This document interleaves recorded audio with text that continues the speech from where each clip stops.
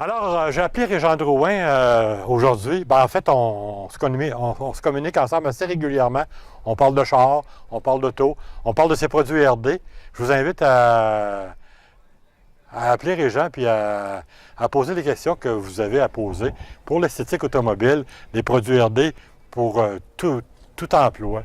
De toute façon, ça va être lui qui va vous donner les meilleurs renseignements sur ces produits. Et là, on parle d'une Oldsmobile Toronado 68. J'ai eu ce véhicule depuis 2 ou 3 ans. J'ai été le chercher dans le coin de Sorel. Ce qui est de particulier sur la Toronado 68, c'est qu'à partir de 66, la Toronado était traction avant. Ils ont parti ces modèles-là à traction avant. Ils ont essayé différentes options, puis ils ont adopté la traction avant.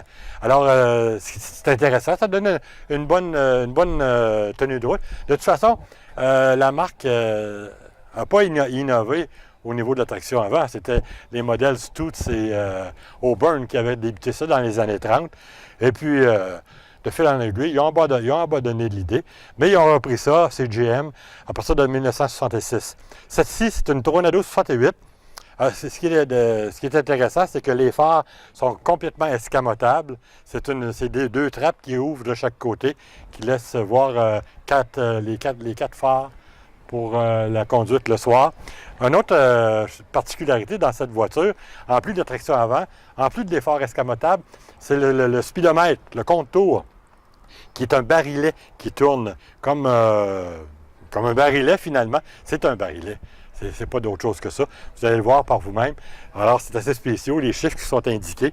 Et puis, au fur et à mesure que la voiture est sur la route, on voit les chiffres monter. C'est assez spécial. Et puis, c'est une voiture qui, somme toute, est assez confortable. Mais c'était quand même une grosse voiture. Les Toronado, on sait que c'était des modèles qui étaient prisés par les médecins, les notaires, les avocats, la grosse gomme. C'était une voiture qui était à la fois luxueuse et aussi à la fois sportive parce que ça donne une excellente performance. La motorisation, c'est un 455 pouces cubes de GM avec, comme je disais tantôt, comme je l'ai si bien souligné, une traction à l'avant. Toronado 1968. Le modèle qu'on a ici, c'est une voiture qui est quand même bien conservée. Directement de chez moi, c'était Régent Drouin pour les produits RD.